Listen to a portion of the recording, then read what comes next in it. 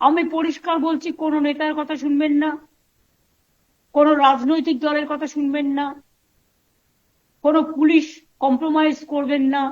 করবেন, যদি কেউ কম্প্রোমাইজ করেন কারো ভয়ে, আমি কিন্তু তার চাকরিটা আগে খাবো। একদিকে পিএইচই নিয়ে কড়া মুখ্যমন্ত্রী, আধিকারিকদের নির্ভয় কাজ করার নির্দেশ দিচ্ছেন।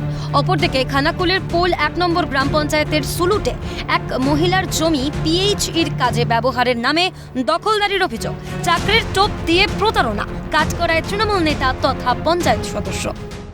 টিএমসি মেম্বার হচ্ছে রাকিবুল ইসলাম, ও আমাদের বাড়িতে গিয়েছিল, যে বলল যে তুমি তো অসহায়, তোমার মতন গরিব মানুষ কেউ নেই, তাহলে তুমি জায়গাটা পিএইচকে দাও না, একটা পিএইচি চাকরি দেওয়া হবে। আমি আমার নাম যখন বলে তখন আমি বলছি রাকিবুলের কাছে নাম আমি সরকারকে দান করছি, আমি অসহায় ব্যক্তির জন্য, আমি সংসার চালাতে পারিনি বলে সেই কারণে আমি দান করছি, আমি রাকিবুলের নামে দেবো কেন?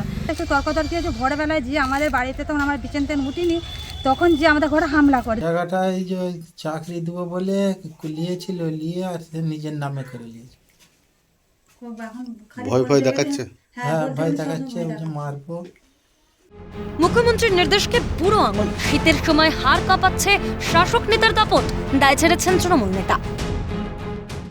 এবং উনি আমাকে জায়গাটা বিক্রি করেছে, আর আমি তখন ওনাকে বলিনি যে আমি এখানে কি করব। আমি জায়গা নিয়েছি, নেওয়ার পর আমি ওখানে পিএইচির জন্য এবারে অফিসাররা আছে জায়গা দেখে, পরবর্তীতে উনি শোনে, কারো মুখে শুনেছে বা উনি দেখেছে যে জায়গাটা পিএইচি বসবে, তো সেইটা এবারে উনি লোভ আর সামলাতে পারছে না, বিক্রি করে দিয়েছে। দেওয়ার পর এখন ওনার বলছে না, আমি জায়গা তো বিক্রি করেছি, এখানে তো তুমি পিএইচি করবে, তাহলে তো আমাকে চাকরিটা আমাকে দিতে হবে।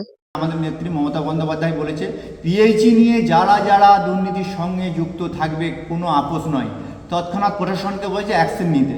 তো সেই মহিলার যদি এরকম ঘটনা ঘটে থাকে অবশ্যই তার বিরুদ্ধে অ্যাকশন নেবে, এখানে তো দলের কোনো ব্যাপার না।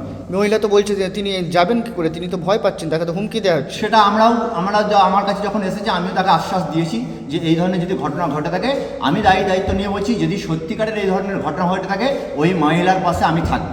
স্থানীয় থানা এবং পঞ্চায়েতের দ্বারস্থ হয়েছেন অভিযোগকারী, শাসক নেতার বিরুদ্ধে স্বচ্ছতা রেখে তদন্ত হবে তো। অসুস্থ বাড়ির কর্তা শাসক নেতার বিরুদ্ধে লড়াই করে মহিলা আদেও বিচার পাবেন কিনা সেদিকে নজর থাকবে। পিন্টু হাজরার রিপোর্ট, ক্যালকাটা নিউজ।